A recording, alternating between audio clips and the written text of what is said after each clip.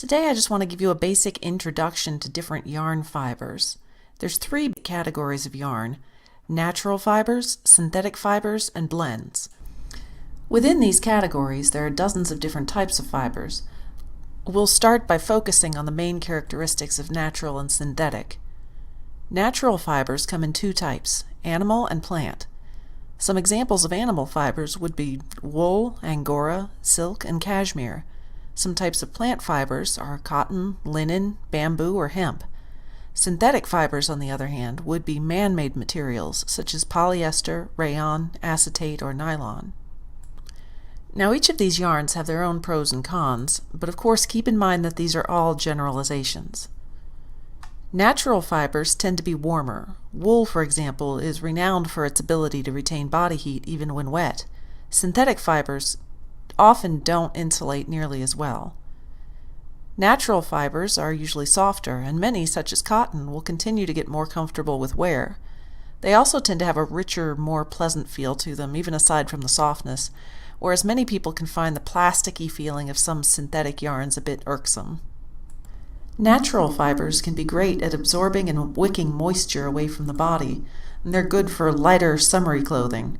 On the other hand, the fact that synthetics tend not to absorb as well makes them far more stain resistant if that's the main quality you're looking for. Natural fibers do tend to wear out more quickly than synthetic fibers, and this can often cause shedding, pilling, or even holes in something you've put a lot of effort into making. For items that you expect will get a lot of hard use, synthetic is often a better choice. On the whole, natural fibers tend to be more expensive than synthetics.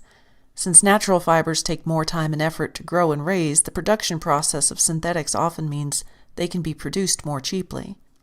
Another issue that can crop up with natural fibers is allergies. Some people can be very sensitive to animal products, and in these cases, synthetic fibers can be a good alternative.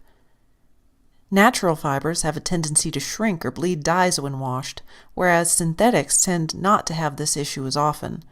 This makes a lot of synthetic yarns easier to care for.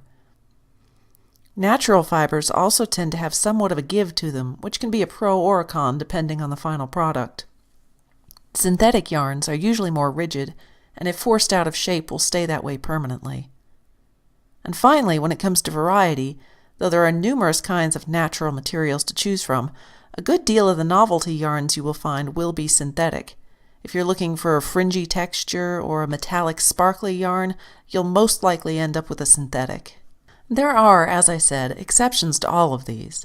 Washable wools are easily obtainable and make wonderful garments. There are various synthetics that are dry clean only and are difficult to care for. There are inexpensive natural wools and plant-based yarns and extremely expensive specialty synthetics. There are also a wide variety of blends available. Blends are a mixture of different natural fibers, different synthetic fibers, or a combination of both.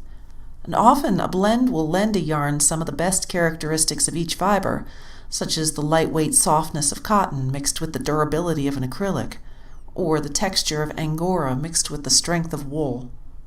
Many times, if you are in need of a yarn that needs to be adaptable to a lot of uses, look for a blend of different fibers that will combine the strengths that are most important to you. So now that you know a little more about the attributes of the different types of fibers, you won't have to be intimidated when you go out shopping for the first time. Simply decide first what characteristics are most important to you, and then you can just go hunting for something fun and colorful to turn it into a reality.